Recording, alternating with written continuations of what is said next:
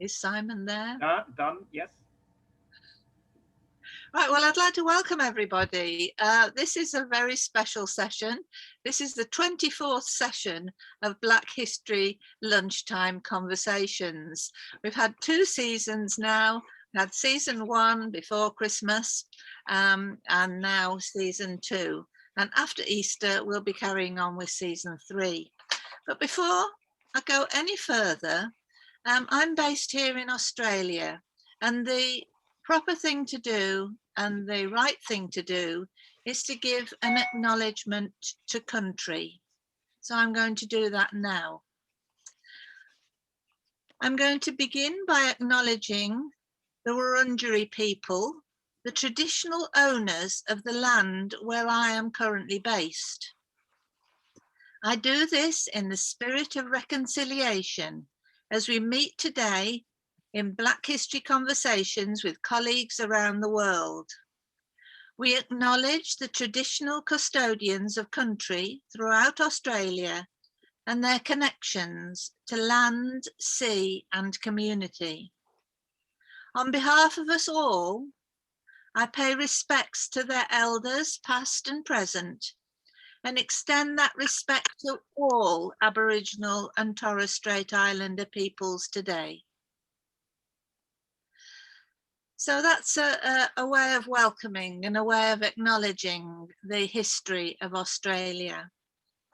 So welcome to you all, and we're going to get started on a really interesting program today, where we're going to give people 5 to 10 minutes to share a story that they want to share with us. And I thank you all so much for the contributions that have been made over the last 24 sessions. I can't really believe we've done this, but we have. So we're going to start off, Richard, if you're there. Are you around, Richard? Hi, sorry, yeah. Okay then, so Richard, who's Richard Anderson, Dr. Richard Anderson, originally from Canada, so Bunmi, you've got your friends here, all right? And currently working at the University of Aberdeen. And this week there was just a most amazing piece of news. And Richard, I think that's what you're going to tell us about, isn't it? Yeah, so I'm going to put a image in the chat that hopefully you'll see. But I talked a bit in the past about how, obviously I'm a historian of Africa at the university, and looking particularly at our university's museum collections in the African collection, and their acquisition over several centuries, how they're cataloged and how they're presented.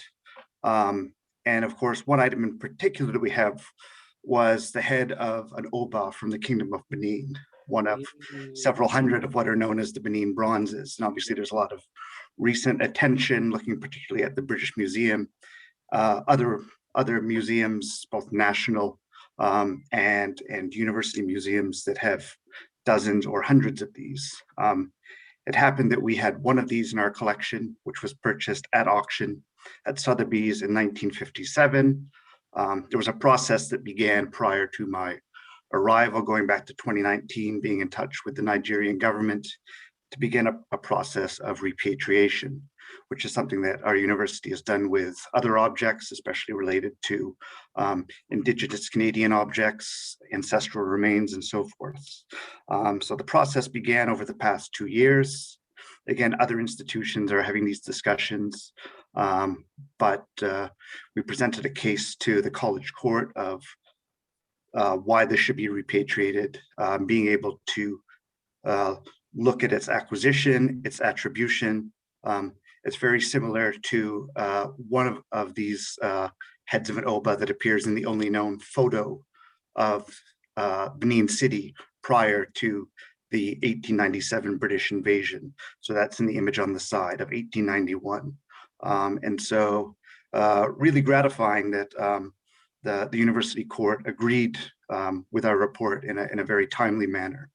And of course, many institutions are having this discussion, but I believe we're going to be the first of any museum to actually undertake this repatriation process. So maybe in the next series, I'll talk a bit more about that process, generally about how these processes of repatriation occur, how it's going to be housed and presented in Nigeria. But this is something I was very excited about, but for legal reasons, I couldn't share with you up until yesterday. So I'm very happy to share that news. Well, that was really good. And it was broken, the news was broken by a Nigerian newspaper, I understand, that you sent. Yeah. The news was sent out and asked it was not to be published until Thursday. And what you realize is that everyone at 12:01 local time publishes it. So I stayed up and saw the news sort of spread around the world, first through Nigeria and eventually to here. So. Well, it is truly exciting, and one of the things that we can follow up with is that on the 1st of April, I think, I can't remember if it's UCL or one of the London universities, maybe it's SOAS, are doing a special session all about loot. Yeah. So you're going to be registered to attend that, are you, Richard? Yeah, attending, not speaking. All of this was sort of instigated prior to my arrival, and our head of museums and special collections, Neil Curtis, has really taken the lead on this.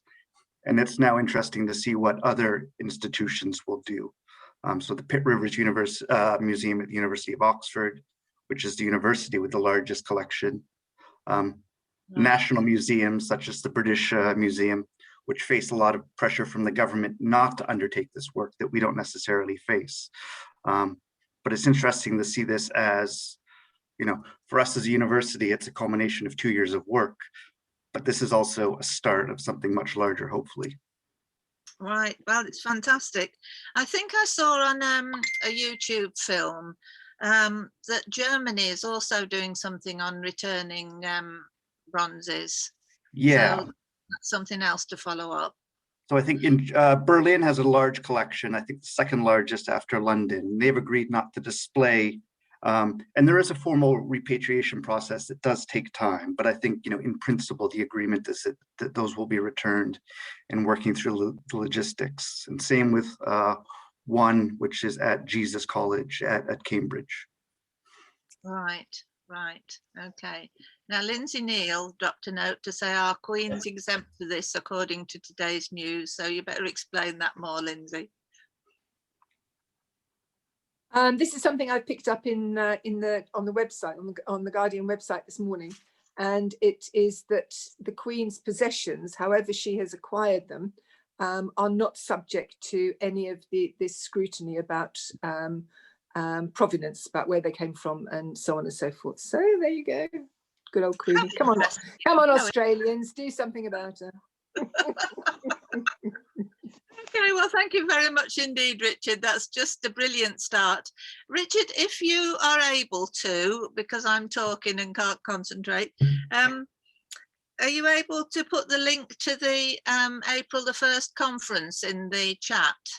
Yeah, I'll see what I can do about that. If you can manage that. Thank you so much, Richard, and I really, really appreciated the contributions you've made during the last week. So now we're going to welcome Dr. Bunmi Oisan, and it's wonderful. You're speaking to us very early in the morning from Canada, and I've enjoyed, I feel as if I know you. I've enjoyed so many of your YouTube presentations, especially the one about how does Britain manage, or how do Europeans twist the truth? That's my favorite. I think I've watched that about 3 times now.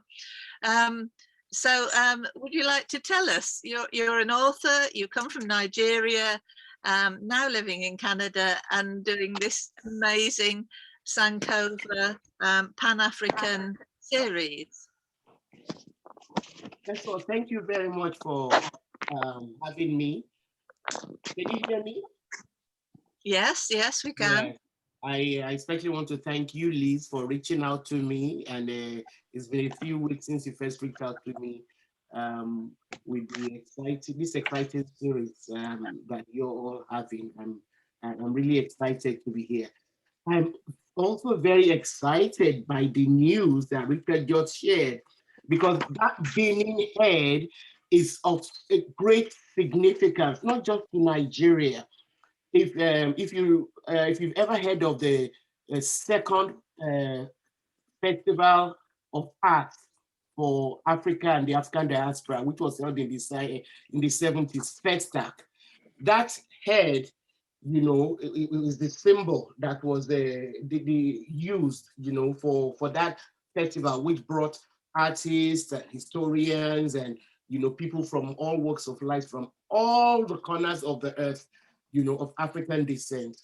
And we also know that when that head was captured amongst several other arts and artifacts from Benin, it marked a significant era in the history of the Benin Empire. It brought to the end, you know, the Benin Empire, and a king, an Oba, or Boramwe, was actually sent into exile, you know, at the same time. So having the head back, you know, in Benin, in Nigeria, is a major, major achievement. And they were grateful to Richard and his colleagues, you know, for ensuring that the repatriation has been done. We just hope and pray that more of our artifacts, our arts and things like that would be returned from various other parts of the world. So having said that, yes, I run this YouTube channel called Sankova Pan-African Series. And can I share my screen? I have a picture that I think might be relevant to what I'm talking about. Is it possible to share my screen? Yeah, I've just enabled it for you. Okay. Yes. Now, the series is called Sankofa Pan-African Series because the word Sankofa means go back and get it. Now, go back and get it. So it's usually, as you can see from this, I first came in contact with the idea of Sankofa about 25 years ago, when a friend of mine who went to visit Ghana brought back a bracelet with a bird on it. Now, the bird on my bracelet was like toys take flight, but had its head turned back with an egg in its beak. And I found it curious. So the first time I was in Ghana, I was, what does Sankofa mean? You know, and I was told it means go back and get it. And the idea behind this is that the bird takes symbolizes the taking from the past gems of knowledge, you know, with which it would be able to kind of navigate the present as well as the future, as well as laying a proper foundation for future generations. And that's why we chose it as the title for our series. So it's an Adinkra word. And for many years, I used to wear that bracelet. And so we chose it because I believe that by knowing our history, and we will be better positioned, you know, to structure our present and the future or generations of Africa and the Africans in the diaspora. And the idea is not just not to whitewash history. The idea is to confront even disturbing aspects of history, you know. So, of course, we know that history itself is not an innocent subject. Usually, I mean, and then a lot of the history that is out there was crafted, you know, not with the best interest of Africa and other parts of the world at heart. And so history has played a role, a very, very negative role in the way we perceive ourselves, you know, and in the way we have continue to navigate this world, as if, we've always been helpless, we've had no contribution to civilizations or development in the world and all of that. And that it's important for us to make, our stories, our histories available, not just within academic circles, but make them accessible to people who might never, ever even darken the doors of universities. So in essence, what we're trying to achieve with the channel is to inform viewers by challenging them to dig deeper. You'll see that our episodes are not like full, histories. What we do is we impressive of history and share with them in the hope that it would inspire our viewers to dig deeper, and also inspire them to question a lot of the information that's out there. So the series also looks at African experiences through biographies of Africans who have contributed, major things or who have played significant roles, so we've been doing that. We've also tried to examine realities of the present global relationships, through interviews with economists, with professors who have researched things like globalization, migration, and what have you. We've also recently started talking to writers, to share, their experiences, in publishing and all of that.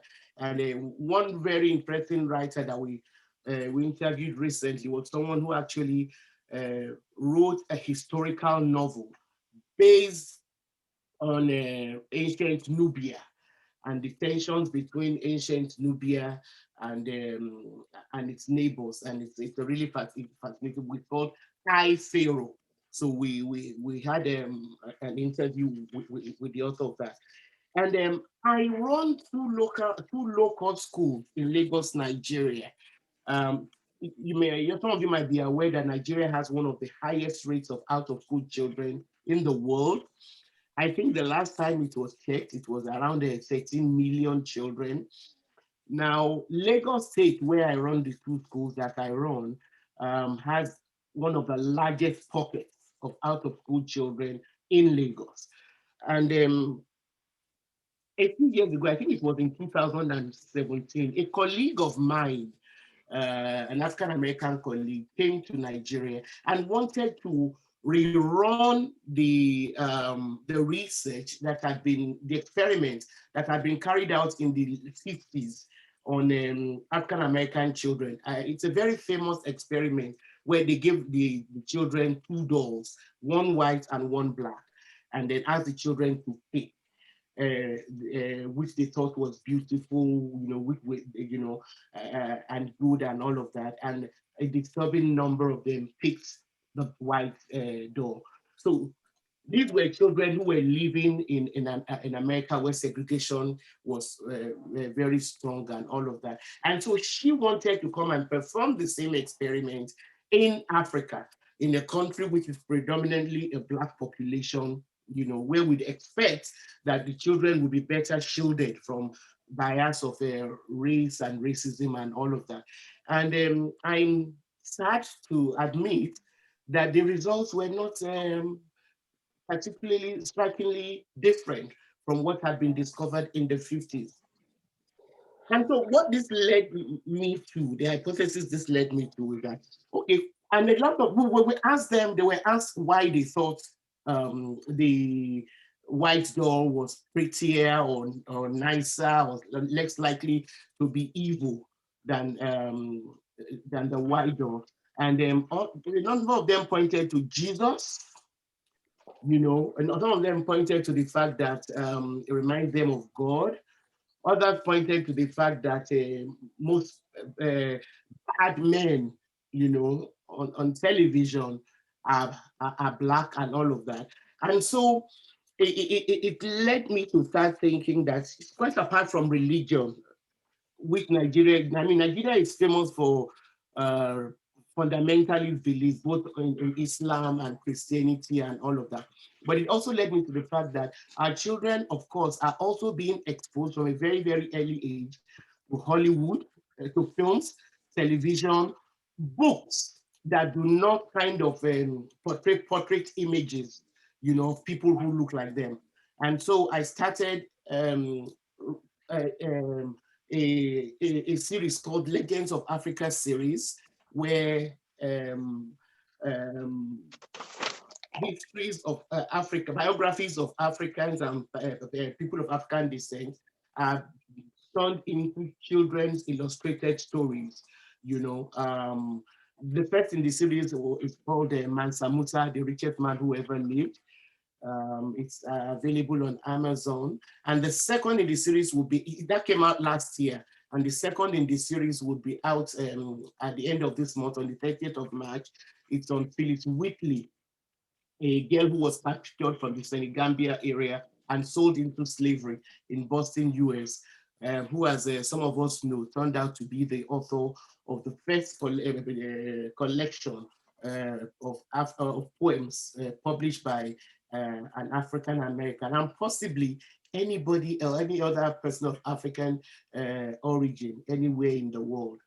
So I've also done her story into children's illustrated series. So in a nutshell, that's what, I hope I haven't taken too much time, but that's what we'll be doing, trying to do with Sankova Pan-African series.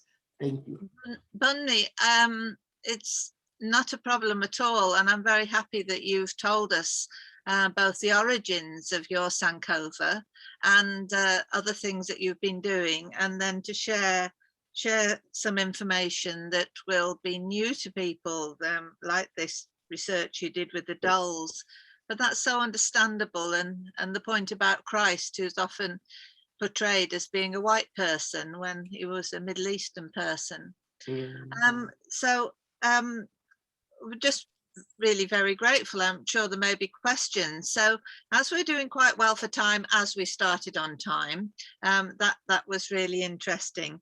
How often do you film and post the Sankova Pan-African series editions? Well, we try and post new episodes every other day. And then on the days when we don't, really keeps you on your toes every other day. I thought we were doing well at it once a week. Yeah, well, it hasn't been. That's why I said we try, and we don't always make that challenge that we've set ourselves.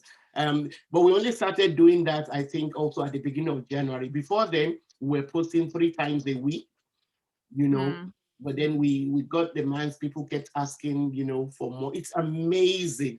You know, when I actually started this in my basement, I mean, my studio is still in my basement, thank God, which is how we've been able to go on, you know, even during COVID. But I never imagined that it was going to catch on as quickly as it did. We started it just, I think, about a year ago, this March, you know, and it's amazing the kind of interest people have showed. It means that a lot of people are hungry, you know, to actually know a different version of the world history that we've been handed. I was a victim of that for, you know, for many years. Even though I grew up in Nigeria, I did not know a lot of the history. You know, it's just that I've always loved history. Like my mother's family, for instance, on her paternal side, were Sierra Leonean Creoles. And if you are aware of the history of Sierra Leone, they were actually people who had left the US, Black people who had been British loyalists, because they had been promised by the British that if they joined in their fights to stop Americans from gaining independence, that they would be freed from slavery. So, and then America was slow to even enlist them into their armies in the first place. Anyway, these people fought on the side of the British. Then when the British lost, a lot of them found their way to Nova Scotia here in Canada, only to get there and find that they were given the poorest, most inhabitable lands in the hope that they would die. Thank God for the First Nations, and that's something else I forgot to do. Like you, Liz, all of us who live in Canada, you know, should always acknowledge and pay respect to the indigenous people, you know, who initially inhabited this land. They were the ones who actually helped them to survive by teaching them how to farm those lands and things like that. But conditions were so bad, and they were so badly, they suffered so much from discrimination and lack of opportunities that a group of them went to the British Parliament to appeal, to say, look, if it might be better for you to send us back to Africa. That was when a group of men, I think one of them was Granville Sharp, you know, they now purchased the land that is now known as Freetown, which these people were sent to. And that was where some of them now found their way back to places like Nigeria, Ghana, you know, the Gambia and other parts of West Africa. And that was my mother's family, but I did not even know that history. I just knew that they were Creoles from Sierra Leone until I moved to Canada and started looking into history. So there's too much of our history that that is occluded, that most of us don't know about. Well, I think it's fantastic. And one of the things that Professor Satie has helped us to understand is that it's really important that African history is told by Africans. And so you're telling the history, having researched your own African history, but as you say, you're learning things all the time. And like me, you're in another part of the world where you can also learn a whole lot more about the Black history stories there.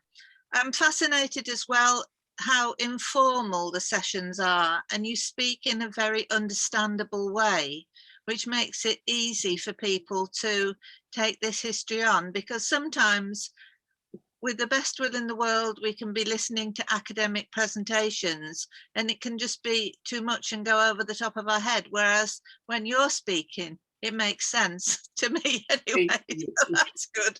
So thank you so much. And it's also good that you don't do it in any particular order. In a way, as we haven't done our sessions in any particular order, we're looking at all kinds of different Black histories from all over the world. So good ideas. Great minds think alike. We also chose Sankova to be the symbol of our Black history lunchtime conversations. And we found a different image, which is attractive. So that's good. And my third point is that I don't know if you live anywhere near Vaughan. It's near Toronto. In Toronto, yeah. Maybe like an hour away. Okay, well, the Vaughan Library put on an incredible talk yesterday, which I'm hoping we can get the link to the recording, because it was right in the middle of the night for people in the UK. And it was on reflecting racism and discrimination with an overview of Canadian slavery.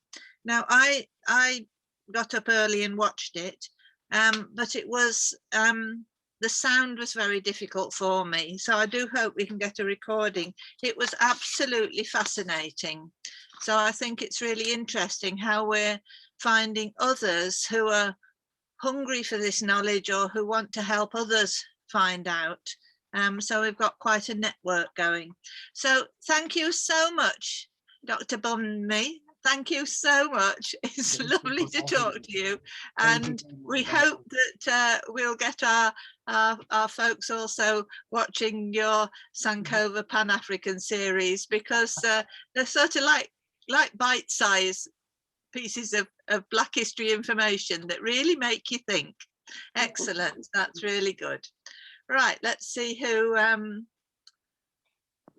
Professor Satie says he's in such a noisy place, unfortunately, but he really is, you know, appreciative of what you're doing. Now I'm trying to see who we've got. Just one quick point though. Okay, Professor Sati, over to you. Yeah, thanks. What you say just reminds me of how historians in Nigeria would pride themselves in three things, and it resonates with the motto of his group or his organization. And the pride we have is that history is about three things: hindsight, insight, and foresight.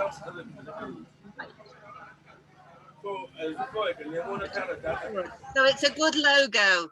It's a good logo. Yeah. Right, well, thank you so much. All right then, so I think because there's a lot of distraction noise, Professor Sati, we'll move on then. So, oh gosh, that was just amazing. So just a few hellos to people who've joined us. I'm just looking on my screen and working my way around. So Martin, it's good to see you again. Thank you.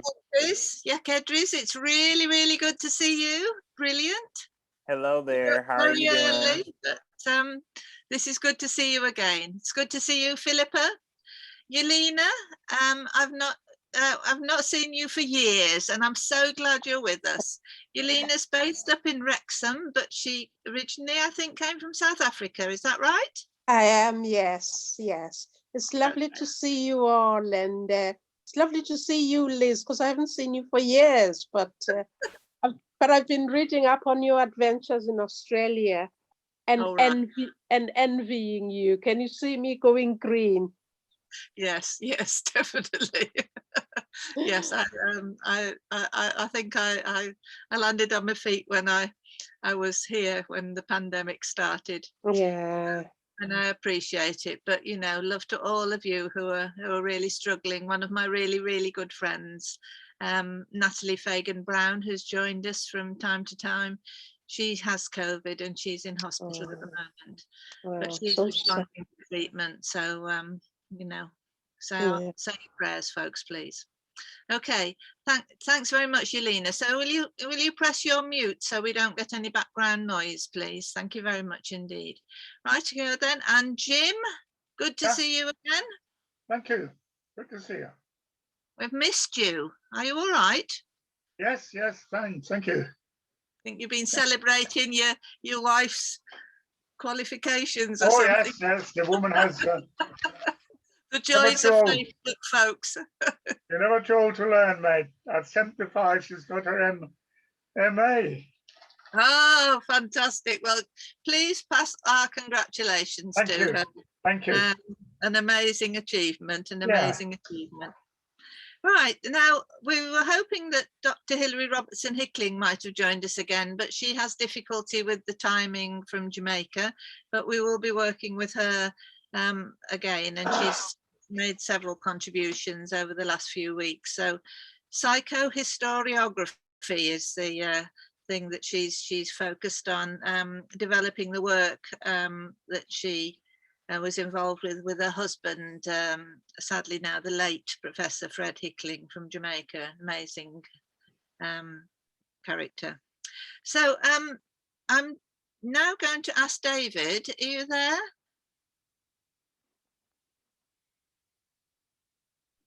Yes, I am, Liz. Yes.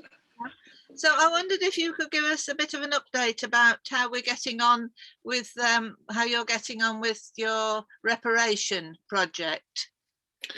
Yeah, I'll just for those of people who don't know, let me briefly explain. A few months ago, a colleague in Scotland made me aware of a charitable trust called the Dick Bequest.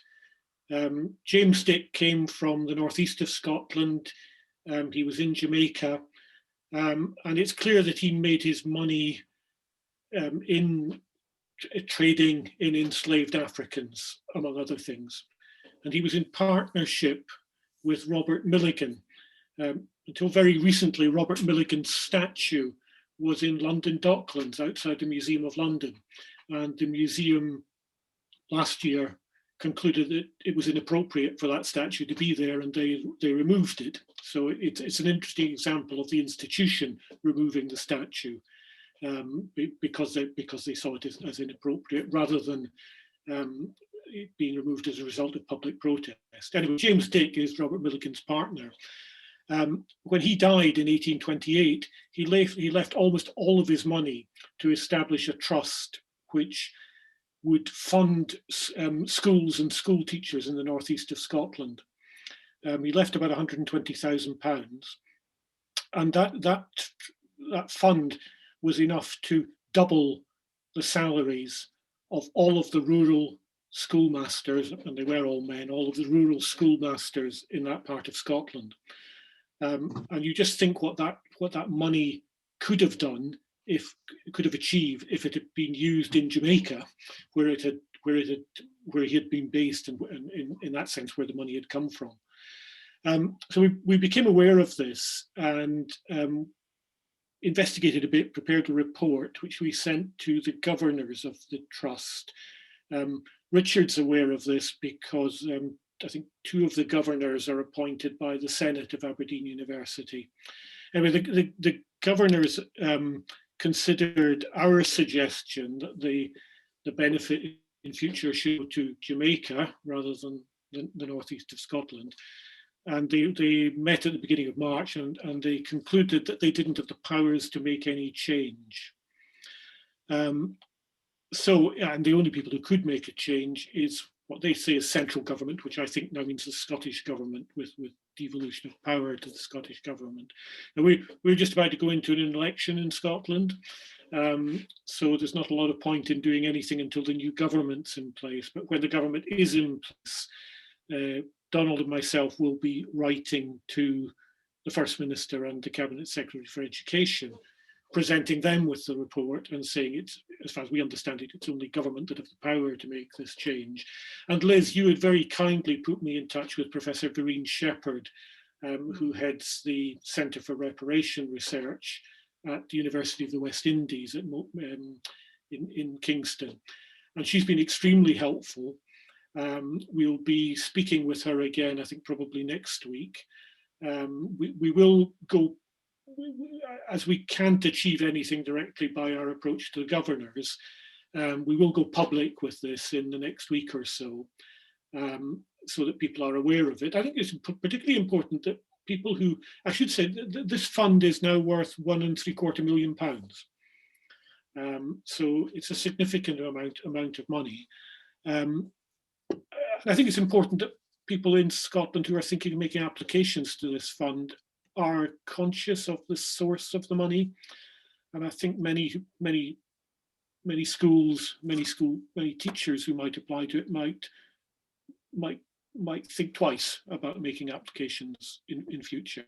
So we want to bring it to people's attention, and then we want to approach Scottish government. And what we now think, because this needs government action for any change, we think the right thing to do is to return the money to Jamaica, where the money was made to be used for educational purposes there. I think there's an interesting question. Is that reparation? I mean, this seems like, this is just giving back the money. It's not doing anything to put right the wrongs of the past. It seems almost as if if you robbed a bank, if you gave back the money, all you'd be doing is returning what you'd stolen. Reparation is doing something further to atone, to make good what was done wrong in the past. So I think there are interesting questions there about just what's reparation and what's just justice, the ordinary justice rather than reparative justice. Anyway, so we're I think it's such a clear case of where you can still point to the money and say this is the money that was made in this way, because usually so often the money has disappeared into much larger funds, into institutions. So I think it's such a clear case that it will be very interesting to see how government and how politicians respond to the request that they send back this money.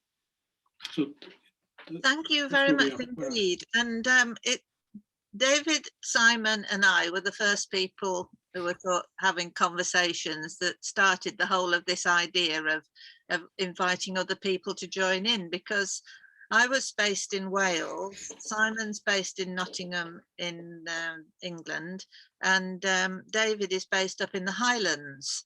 And David's done research into the story of the Highlands and slavery, and you'll be publishing your book shortly. So we're looking forward to that. But this whole issue that's come up is really interesting. And Professor Vereen Shepherd has invited both David and myself to speak on her weekly radio program called Talking Histories, where she invites different people to join her to look at different topics and themes. And she works with, well, she heads up the reparation unit at the University of the West Indies and works closely with Professor Sir Hilary Beckles, who's also a great campaigner for justice. So it'll be interesting to be on that program, because I'm interested working with Caroline Sansom, who's here on the screen, and welcome, Caroline. I haven't mentioned you before yet, so it's good to have you here. But Caroline and I work closely together because in North Wales there's a family called the Pennant family, and they had plantations in Jamaica, and there's a very, very clear link between the wealth that came from that plantation ownership and slave ownership, because they got quite a heavy payment. And I'll come to you, Yulina. Okay, that's fine. It's really interesting to now have a project in a village called Pennant in Jamaica, where the community are all rallying around and doing community history, but we're also trying to help the school as well. And we're engaging with the Pennant family, and they are being quite cooperative as they've set up a fund to try and help education in Jamaica. So we're trying to help them to help Jamaica, if you can understand what I mean. Anyway, so that'll be really good. So thanks very much, David. Yulina, you had your hand up. Yulina. Can you hear me now? Yes, I have this symbol for you.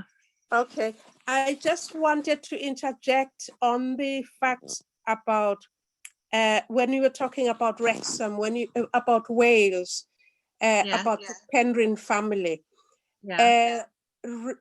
Here in Wrexham, between Wrexham and Chester, there are 4 dogs, and they lead to the Acton estate, and that family made their money through slavery, and they were associated with people in Liverpool, and they made their money through slavery.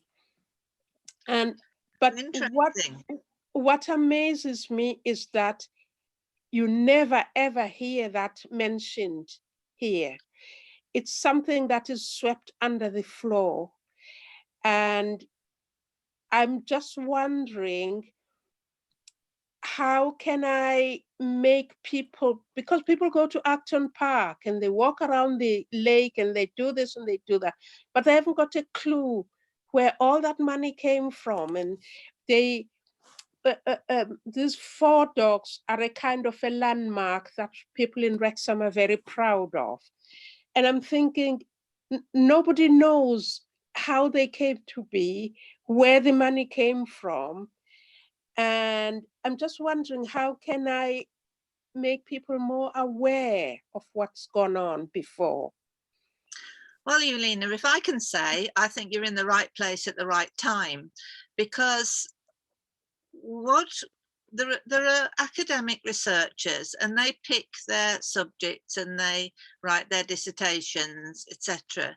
But there are also people like Simon in Nottingham, who's a community researcher and engages with his Nottingham community to research stories like the story of Stanley, the story of George Africanus. David, who's researched in the Highlands, his stories, his histories, and he's got other people who are interested as well. And myself and Caroline and other people in the North Wales Jamaica Society and Learning Links International. And we are community researchers. So Yelena, I'm going to phone you up over Easter and we'll have a good chat and we'll do some research online. I can do it through Zoom and I can help you, because this to me sounds an interesting story, and I do recall a bit about it in the past, but we tend to get a bit obsessed with Penryn and the Pennant family, so we need to broaden our perspective in North Wales. But it is interesting because then local people understand that Black history isn't something that happened in Africa. Black history has its impact. In this area, there's a lot of denial of the involvement of the Welsh in slavery. There's a stately home here in Wrexham called Erddig Hall. Yes. And when you go to Erddig Hall, there's this picture of this Black person amongst the staff there. And I tried to research who they were, where they came from, and there's nothing written about him, nothing whatsoever, not a grave, no anything, as if he didn't exist. Well, Yolanda, I'm so glad that you're linked with us, and we'll work together on these, and we'll share the stories with everybody else when we find them out, because this is what our sessions are all about. Yeah, that's okay. Thank you very much indeed, Yelena. Caroline. I was just going to mention the Colonial Countryside project, which has been going on for a few years, where they've been had people looking at National Trust properties, which would include Erddig, and making connections and using groups of local school children, because I was involved in some of the training as a room guide for the exhibition at Penryn Castle, which is the nearest property to me. But I just wonder whether Erddig was included in that. You'd have to find out. So it's called the Colonial Countryside project. Right. Caroline, can you find out, because you're a good ferret researcher? Okay. I'm in the middle of doing my ironing job. As you can see, it's hanging up there while I'm watching. I'm watching on TV. We've got to do it this minute. We don't want to know what everybody else is up to over their lunch times. Okay. Bunmi, you want to come in? Okay. Bunmi, I just wanted to say that Yelena, Caroline, Liz, anybody who has, with the kind of work you're doing, whenever you have information to share, we'd be very happy, for you to also come on Sankova Pan-African series and share some of your findings. I think that's very interesting for our viewers. That's fantastic. Yeah, I'd love to. I was telling my son about these 4 dogs in Erddig. I said, do you know when you go to Acton Park? Yeah. Do you like those 4 dogs? Yes. Do you know how they came about? So I told him the history of them. He goes, no way. None of my friends know this, because they're not taught history in school, not Black history. But now the First Minister of Wales has put it in the Welsh Senate that children are going to be taught Black history in school. And I think that is fantastic. It's a real achievement. Yelena, later on, when we've let everybody who's prepared something do their thing, we'll come back to that. Bunmi, can you take your hand up off? You're so good. You're the only person who knows how to do that. Never happened before in 24 weeks. So well done. Right. Okay then. So I think what we'll do now, with no more ado, and I hope you're all sitting comfortably, although it may not be a very comfortable story, we're going to ask Angela if she'll tell us a story. This came about that Angela found out about this story of Ndidi. We have, and I will say this up front, we have tried hard to find the author, who is Baba Babatunde, or the illustrator Janet Wolfe. It was published by the Pan-African Institute in Manchester. This is a children's story, but it's so interesting that we thought that it would be a good thing to actually read through. It will take about 10 minutes. So we've not been able to make contact with them, but we could be reading any other storybook. So we're reading this storybook now, and we think it's worth sharing. So you can all sit down comfortably. You can switch your thing off if you want, and picture off, and you can get your coffee or whatever you've got. Thank you, Angela, so much. And Angela's joined us over the last few weeks in season 2, and we've been very appreciative for the contributions that you've made. Thank you. Thank you, Liz. Can you hear me clearly, everybody? Yes. Yep, that's great. As Liz has said, these are not my words. They're the words of Babatunde, who wrote Ndidi's story in 1980. And unfortunately, I can't share the visuals with you because I've only got a very ropey photocopy now, although when it existed in the past and when we used to use it with teachers in the past, it was an attractive, small, light brown book with illustrations in green and red, but this is just a very faded photocopy. I think it's a story of great worth, and it would be good to use again, but I very much appreciate other people's views of it. I think the key idea and the key word in it is misled. Once upon a time, there was a little black girl called Ndidi. She had beautiful eyes and a nice wide smile. Her country was Nigeria in Africa, and her town was Onitsha. Ndidi lived with her parents in England, where most of the people are not lucky enough to be black. Their eyes and skins are pale, sometimes grey like the ashes of a dead fire. In the whole school, Ndidi was the only black child. The white children thought this was very funny. Often they would stare at Ndidi, then laugh and say rude things. They thought that being black was bad and that everybody in the world should be like them. "Get out," they shouted at Ndidi.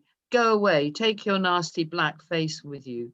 Then we white people will be better off." Ndidi went home and told her grandmother, who was old and very wise.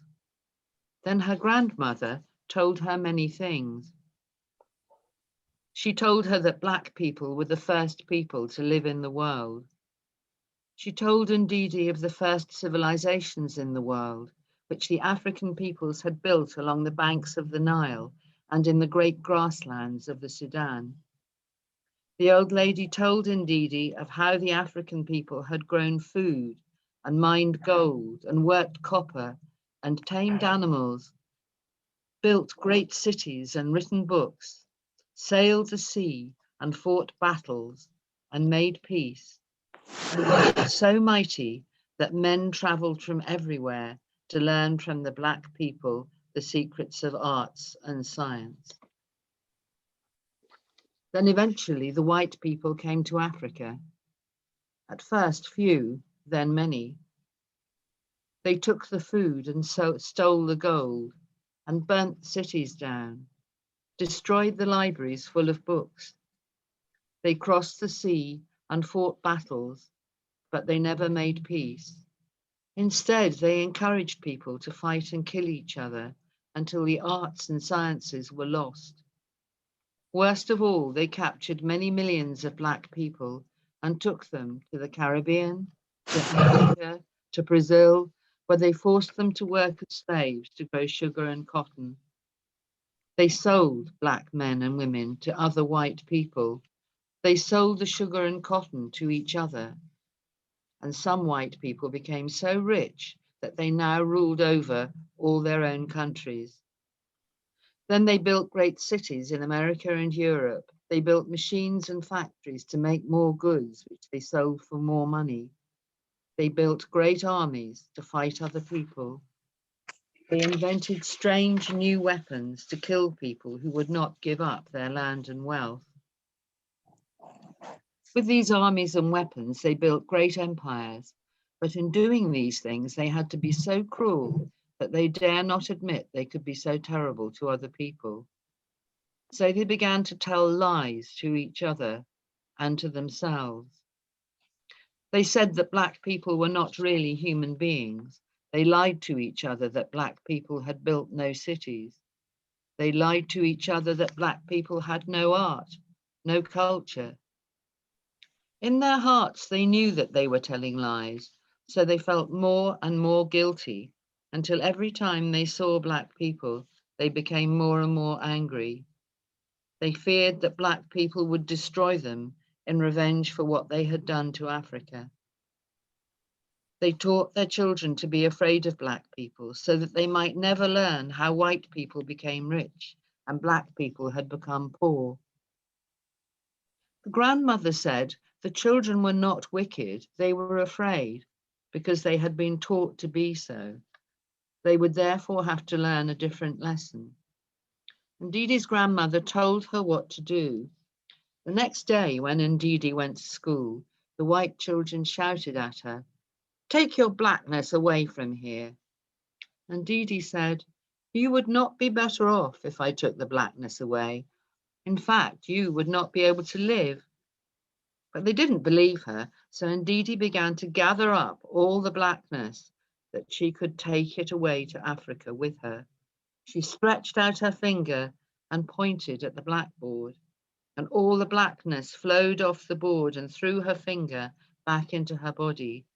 The board became completely white so that no one could see what was written on it. Then she pointed to the bookshelves, and all the words flowed off the pages into her body until there was no writing left.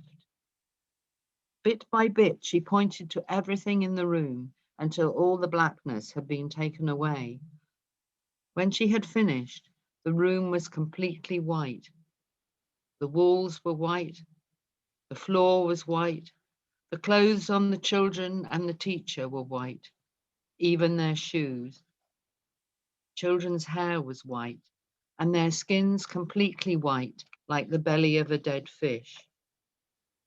Ndidi went outside. She pointed at the bus, and the black print flowed off the board at the front, which showed where the bus was going. She pointed at the road, and all the black flowed off the road and into her body. No one could tell where the pavement was, so the cars and lorries had to stop. Ndidi walked about the town, pointed her finger at everything. Everywhere she went, the blackness flowed back into her body until the whole town had turned white. Everything lay white and still under the terrible glare of the sun, reflected by a million white surfaces. Finally, as night began to fall, Ndidi pointed at the sky, and all the blackness flowed out of the sky. Now no one could sleep, no one could rest. All work stopped. Then the headmaster said to Ndidi, "Put the blackness back at once." Ndidi said, "No." Then the mayor of the town came in a huge white car and said, "Little girl, put back the blackness." Ndidi said, "No." The Queen came in an even larger white car and said, "My husband and I insist that you put the blackness back." Ndidi said, "No." There was great fear throughout the land. No one knew what was happening because the television screens showed white lines, but there was no blackness to make it work. Committees met committees, councils met in council, but nothing could be done without blackness. The people began to fall ill and could not find the right medicines because the black ink had disappeared from the labels on the bottles. Then Ndidi's grandmother explained to her that taking away the blackness was killing the country. Apart from being a very serious thing in itself, she had become no better than the greedy and foolish white people who had committed such terrible crimes. So Ndidi called the people together. She told them all the things her grandmother had taught her. She showed them why white people were rich and black people were poor. Then the people became angry with their leaders who got them into this unhappy position.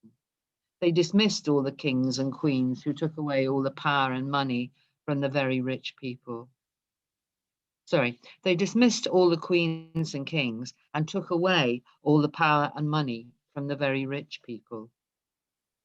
They decided to run things themselves from that day on so that they might never be misled or fooled again. And Ndidi stretched out her finger and began to put the blackness back into the world. She pointed at the blackboard and it became black again. She pointed at the books and the words flowed back. She pointed at the bus and the words came back so the drivers knew where to go. She went through the town and put the blackness back wherever she went. Finally, she pointed her finger at the sky and the blackness flowed back into the sky, making it soft and quiet and warm. The people were happy to see the blackness.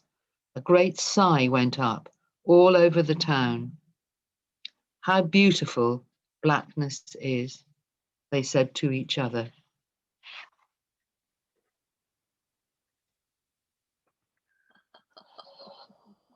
What an amazing story. An amazing story. Angela shared it with me before, so I've read parts of it before, but yes, thank you so much. Right. I think there were plans for the Afro-Caribbean Education Resource Project in South London to reprint it at one time, but I don't know whether they ever did, and I don't know whether any of you have come across this story before. Yakadrias wants to come in, and welcome Yakadrias from Texas. It's good, it's early in the morning, I know, but we're delighted to have you with us. Hello. Excuse Hi. any background noise. My brothers are doing schooling.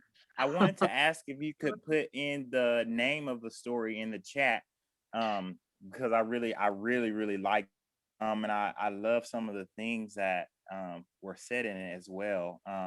Because a lot of my friends who are my age, because I think I'm the youngest person on here, but I'm 19 years old, and when I have conversations about Black history with my peers, you know, some get angry about it, and they're like, well, Black history isn't our history, it's y'all's history. And I'm like, no, it's everybody's history, you know, because everybody played a role, you know, in Black history.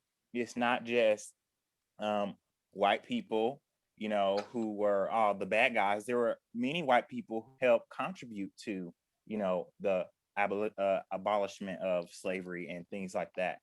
So I'm really in love with it, and I would love if you could type into the chat the spelling or the I've just typed that in for you, Hedrias. Awesome. So yeah, thank you. I think it would be good to have it written down once again somewhere, but I don't want to take away somebody else's copyright and somebody else's words. Yes. Well, thank you very much indeed, Yakadrias. That's just fantastic. And we know you're the youngest person, and that's all right, we don't mind. But it's lovely because what I'm discovering, I have too much time on my hands here in Australia, is that there's lots of other groups who are also developing at the moment and campaigning for better understanding of Black history. And I've come across another group of younger people, so it'll be quite interesting to link with them as well, because you know, you've got to tell the story and get your peers involved in understanding our shared history. I talk a lot about our shared history. That's really lovely. And Angela, your point about the copyright is quite right, which is why I made the point when we started. Exactly. But it is such a fantastic story. And it would be really wonderful to be able to share it. I can see, Bunmi, I can see on your show we could hear you telling this story. I'm sure it would be really good, because it just makes you think and helps children, and we've got to find creative ways to be able to help our children understand about our shared history. Exactly.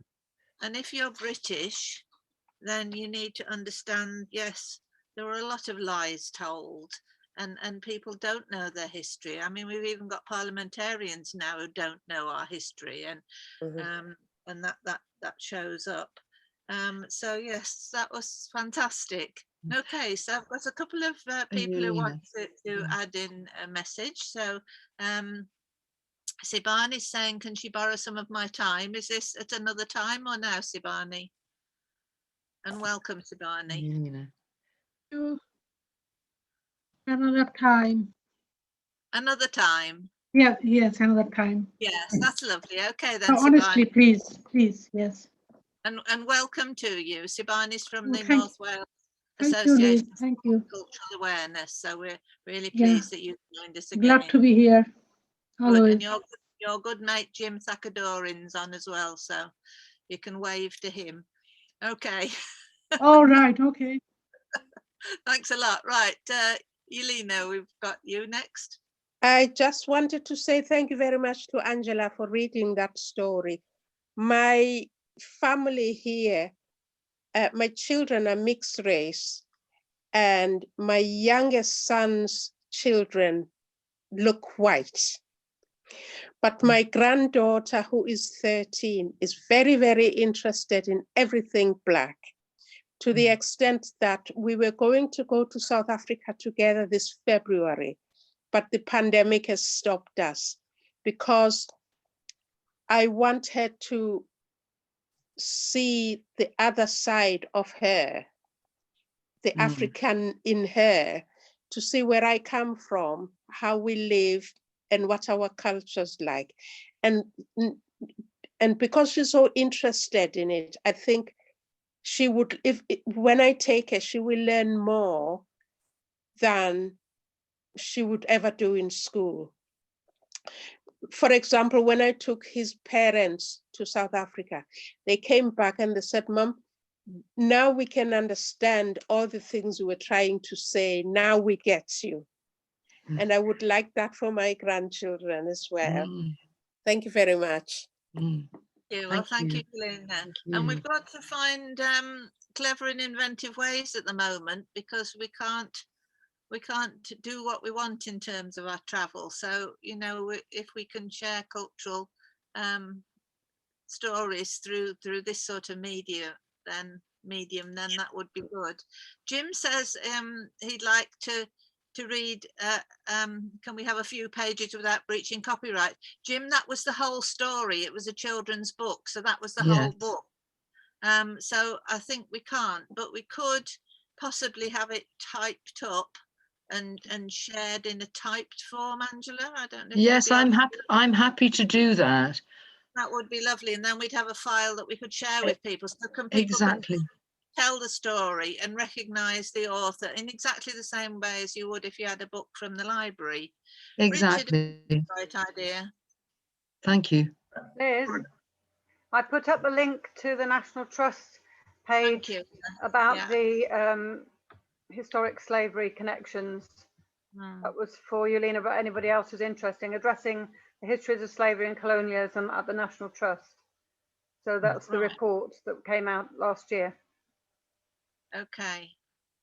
Thank you very much, Caroline. Sorry. Richard? Sorry, I think Martin had his hand up with it.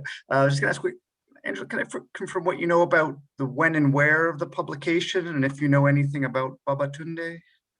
I don't know anything about Babatunde, and as I said, it was published in 1980, and it was a public, and Pan-African Institute were in Manchester. Okay. It was recommended to me originally by Gillian Klein, who worked at Centre for Urban Educational Studies, the ILEA, who she and I worked together, and she taught me a huge amount about assessing children's books. She was very, very keen on this book. And we then used it a lot in teacher sessions, often meeting with quite a lot of hostility from people who don't like things told in that way. And it remained very important. I handwrit on the front of my photocopy, currently being republished by the Afro-Caribbean Education Resource Project, but I never discovered whether they did or not. And this is all going back to the 1980s now. And I had the book in my hands and had it in my resource centre. Yeah. Angela, in a moment, we're going back to the 1980s. This is going to be the next presentation we have. But Martin, you had your hand up. Yes, I just wanted to respond to you, Lena, about how in North Wales the general public could be addressed on the issues that she mentioned. And a year or so back, I sent an email to Gwyneth Kensler, the councillor for Denbigh County, specifically on this subject. And I could ask Gwyneth if she would mind that I could share that with Liz. But the particular idea I had to start in a friendly, creative way is that there's a Nigerian called Tayo Aluko, who is based in Liverpool, who is an architect, but also a wonderful baritone singer, and also is acting a lot. And he's promoting Black history type stories, including the life of Paul Robeson, the American singer, who also appeared in Wales in the film The Proud Valley, I think it was called. And Tayo can put on a 1-2 hour program just on Paul Robeson. And Paul Robeson sang in North Wales, in Carnarvon and Wrexham, in something like 1934, which was the year of the Gresford colliery disaster, when over 100 people near Wrexham were killed in a mine accident. And Paul Robeson gave the takings of his Carnarvon concert and the Wrexham concert to those families. And I suggested to Gwyneth that this gentleman, Tayo Aluko, could perform at the Denbigh festival, which takes place in June. It may not this year because of COVID, but I made that proposal all for next year, 2022. Well, Martin, thank you very much indeed. And Gwyneth hasn't been with us for the last couple of weeks. She was in hospital prior to that. So we'll follow that up. That's a really good point. And Yelena, great that you're on board with this. I have to say, in Wales, we have a very active Race Council Cymru, who are looking, and we must respect that they're doing all kinds of things, but there's also lots of other things that we can be doing as well. Okay, so Richard has suggested that we try and reach out to any Nigerian groups in Manchester, which is a good idea. I've reached out to the Manchester People's Museum, I think it is, to ask them, but we haven't got anywhere yet. So yes, we just put the word out there, but it certainly is a fascinating story with such a nugget of truth. Bunmi knows about telling truth, and I'm fascinated by the way you put it over, Bunmi, so it's good. So next on my list, Bunmi, have you got your hand up? No, you're okay. Right, so what we're going to do... I wanted to make, I wanted to find out more about the book publishers and things, because I tried to look for it online just now, but I couldn't. You can't find it. No, that's the trouble. I have done a lot of search. We really, whatever it is we need to do, I'd really love to find it.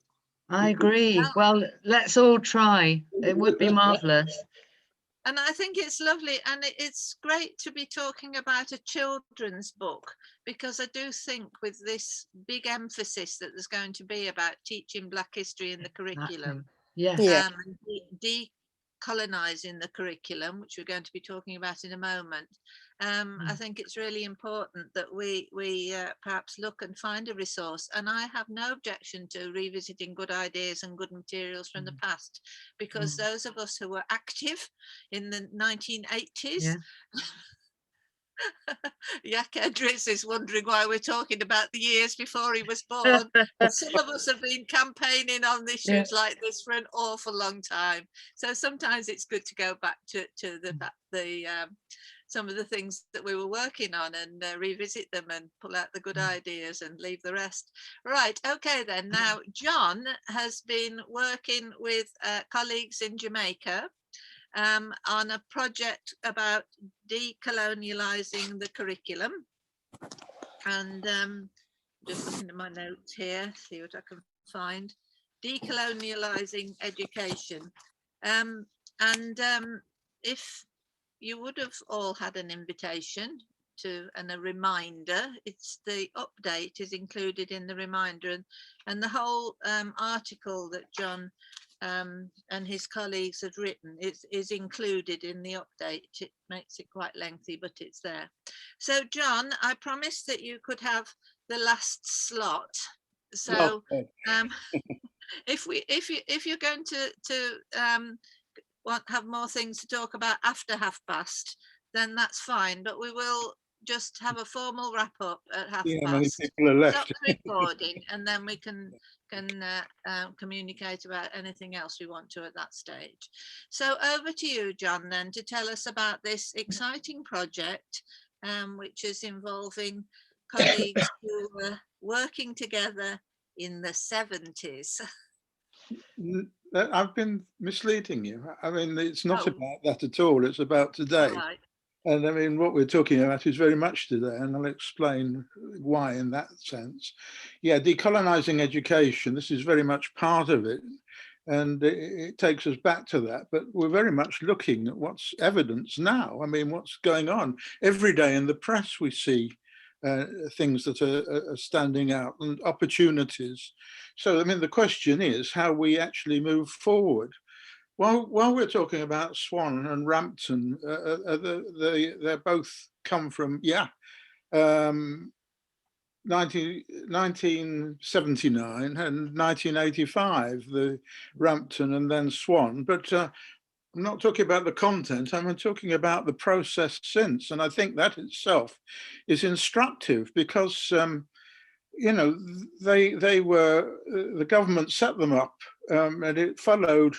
I think Cord was the first person to really bring that out in the 70s, when there was, you know, the kids went into ESN schools and a lot of black children. So Cord was writing the book at the time. Look, the system is creating the underachievement, as it was called then. And so that booklet made quite a splash. And then later on, it was decided by the government to set up inquiries, lines of inquiries and so on. And one of our colleagues who's in Jamaica, I'm sorry he's not joined us today, but anyway, Carlton Duncan, he was the first black headmaster in a secondary school and outside London in the UK, and he's living in Jamaica now. But he was on the Swan Committee along with Yvonne Connolly. And I mean, talking about today though, Yvonne Connolly died in January this year, and she was heading the school.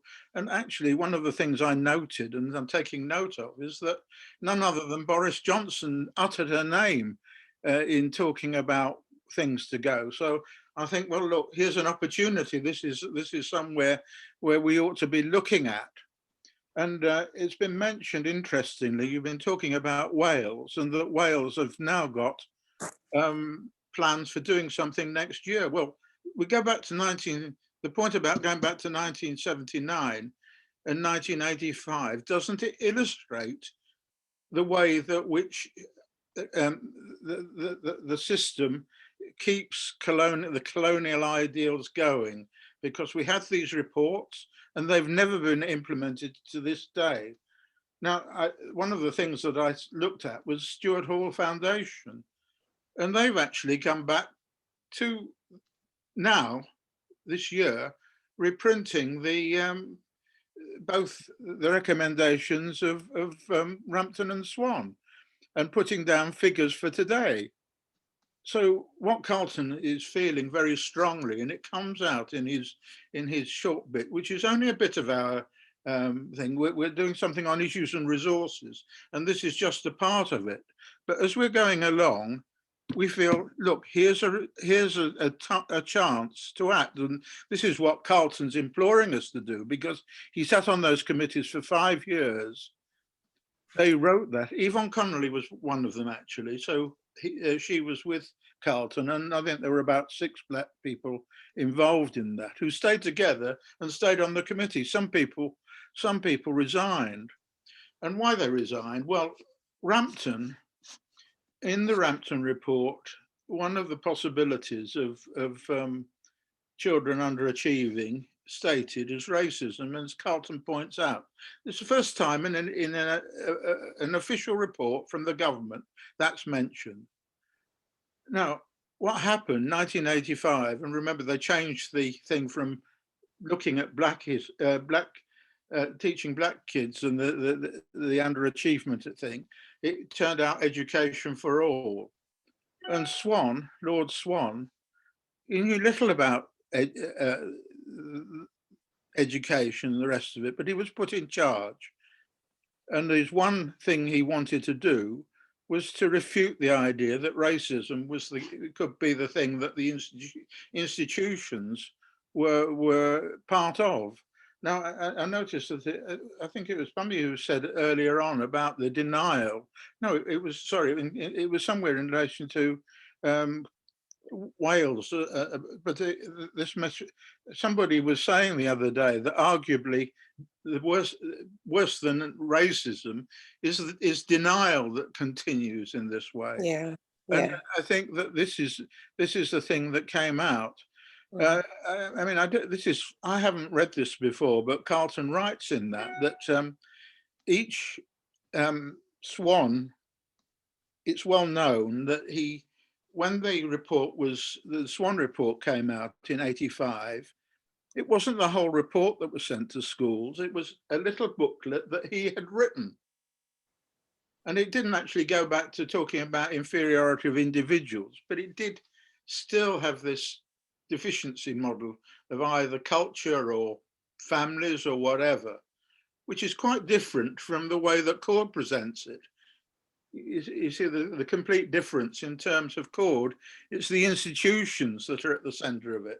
But then Rampton Swan, and not this, but what I'm seeing it as, this thing, as evidence of the way that the colonialism has gone from back to that time, but it's still there now, and we're waiting for implementation. Meanwhile, we're hearing that the Welsh government are looking at doing something for next year. So, I mean, that in itself is useful. There's a lot of music to my ears in speakers this morning, and been saying much the same thing. We hear from Nigeria and so on. And I'm hearing so much, I'm looking at that. Carlton sent something from YouTube, and there's a Nigerian speaker on that talking about the problem of one story, hearing one story, and what we're hearing about Africa, we hear one thing and we don't get a bigger picture, and she sees that as a big danger. It's on YouTube. I can get the link and we could look at that. We'll share it with people, John. Yes. Yeah, I think it's something which is quite powerful, and I think she's speaking in Oxford actually, but anyway, there seem to me a lot of things. In a broader sense, we're looking at doing a publication called Issues and Resources, but the issues are today's issues, so they're Black Lives Matter and COVID-19, what they've exposed, what they've shown up. So we're not going back to, I don't want to be portrayed as a dinosaur. we are elderly now, but you see, Carlton's in his 80s now, and I'm approaching fast, and anxious to see something happen. So, you know, if people can give us ideas of links of people who can, we want to get in touch with people in Parliament. If we notice Dawn Butler is one of the people who stood up in Parliament and said, yes, we want decolonising education. She actually put that. And a number of other Black MPs have said the same thing. So how can we actually get this back into the English Parliament on the agenda? And as I say, you know, from his own mouth, Boris Johnson has spoken about, he spoke about Yvonne Connolly, but also other Black people in Britain and so on. And so there are links there between Connolly, Carlton and being on Rampton and Swan. But the fact that since it says something in itself, since 1985, nothing. Now, lots of schools have been doing things, don't get me wrong. I mean, we know that, and we as teachers have been part of that. People who've been working on this. We were teachers as Carlton himself, a Black head teacher, another one, Gilroy Brown, in a primary school close by, which has become taken away from us as an academy on the corner of Benefit Street now, and there's one part of an academy chain. So, you know, that's happened, and it's going to be more difficult with the privatization of schools to get implementation on a wide scale. But you know, these are all things that we need to take into consideration. So, right, well, John, thank you so much, because you've shared a great deal with us now, and clarified a few some of the points for me, and you've also shared an enormous amount of information in the articles that you sent as well, which we've shared with everyone. And I think that it is good that the Welsh government are doing something, and Professor Charlotte Williams led the committee that has subsequently reported, and the Welsh government is taking action. And part of the reason is because of the pressure that Race Council Cymru has been putting on the Welsh government, and explaining to the Welsh government and sharing the stories of Wales's Black history very openly. And Professor Charlotte Williams is here in Australia, and she managed to lead the committee sessions from here, and I was able to contribute as well. So I'm really pleased with that. But now, as Yelena was saying, we need to be making sure that we know about all the Black histories that there are across Wales. Yelena was talking about the Nile. I'm sorry about that. She mentioned that in the connection with Wrexham, yeah. Yeah. So that was excellent, and I think one of the people that we need to engage with again is Professor Gus John. Do you remember Gus John? Yeah, I knew it. Yeah. So I can see this nodding. You know, all of us who were in this in the 80s. But anyway, we're not going to exclude all the rest of you who weren't Well, he involved. was in Handsworth. But John, what I'd like is to have a special session. Yelena, I'll bring you in a moment, have a special session with yourself, with Carlton, so that we can, you know, look at unpacking, but also to link you with others who are activists in what's going to go into the curriculum now, including the Welsh. And David, I don't know how much you know about what's going on in Scotland with the Black history in the curriculum there. I'm sure Professor Sir Jeff Palmer, I'm sure he's got some things going on, so that's good. I think the approach in Scotland has been very much that it's a matter for schools to decide for themselves what they do within the curriculum, and I think the big danger of that is that there isn't a clear enough steer from government. So I think it'd be very interesting to look in detail at what's been happening in Wales and whether something similar is needed in Scotland. Right. I think this is one of the great things that we're doing, is that we're coming from Wales, from Scotland, from England, and we have got a contact now in Ireland. She's not joined us today, but also with other parts of the world where you can tell your own histories. And Yakadri's Lisa Gabbert, who I think is one of your tutors, she has been amazing in the contribution that she's made to help with an understanding from an American perspective, because when Black Lives Matter hit, it was so strongly about American issues, and absolutely rightly so, but now it's interesting to see as well how that's got people in other countries, particularly British colonialized countries, coming forward with their stories. And it's fascinating to hear the Canadian stories, for example. Yelena, did you want to come in again? Yelena? I just wanted to add to what John was saying about the Black history going to be taught in Wales. Thinking in England, I don't know if there's a lot of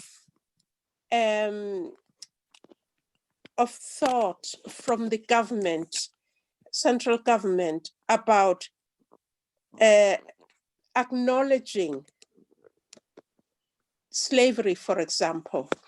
When you have Boris Johnson saying that during the Black History demonstrations and the throwing of John Colson's statue into the river, Johnson says he's fed up with people having to apologize for history. In other words, I don't think he acknowledges the wrongs that were done in the past. So how can we get people with that mindset who are leaders compared to Mark Drakeford in Wales, for example? I think Boris Johnson and Mark Drakeford are poles apart. How do you bring English to the English to acknowledge the wrongs that were done in the past? How will we ever get there? Well, I think it's one step at a time, isn't it? Or what's that story about crabs on the beach? Each one that gets thrown back into the sea might save their life. So it's one step at a time, I would say. But I've been so heartened to find that people like Dr. Bunny, people like I can't remember. I think it's just called Black History. There's another great thing. There's great efforts being made. This library in Canada now doing broadcasts and exploring histories.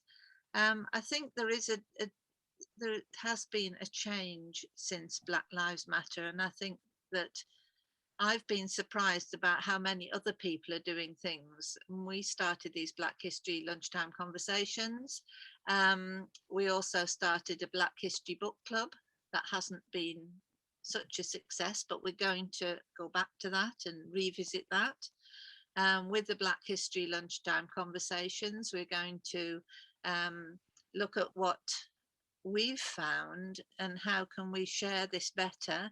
And at the moment with Simon and David, we're negotiating to see how we could have a website platform where we can put articles on, because people will want to access different media to find out different information.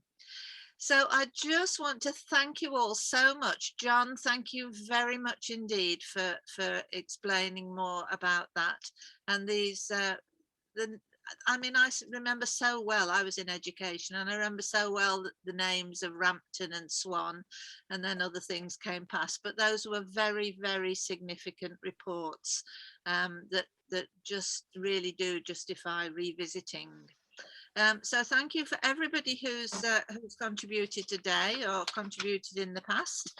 And with that, unless there's anything else you can think of, Simon, that I need to mention, or David? If not, then the next thing is the 1st of April. And thank you very much indeed, Richard. You found the link on Eventbrite. It's Britain and the Benin Bronzes, and it's looking at museums, and that'll be interesting, and see how they address that. Sir Jeff Palmer has now been appointed to lead on the committee looking at the situation in museums in Scotland. So that's going to be something good we can hear more about. But he's at a committee meeting for that group today, which is why he couldn't join us. So we'll have a 2-week break over Easter. I will still send around, if it's all right, information that we're finding so that I can get the feedback from you, because things are happening so quickly, and I'm over here in Australia and I don't always hear the news over there. And Bunny, I'm sure you're hearing things in Canada that you can share with us here, and Yakedris, we'd love to hear anything that you're hearing over there, any articles or YouTubes or whatever. We'll keep in touch. And John, I would very much like to set up a session with yourself and Carlton, as I say. So with that, we'll wrap up the formal part and ask Simon to switch off the recording. Thanks ever so much, everyone.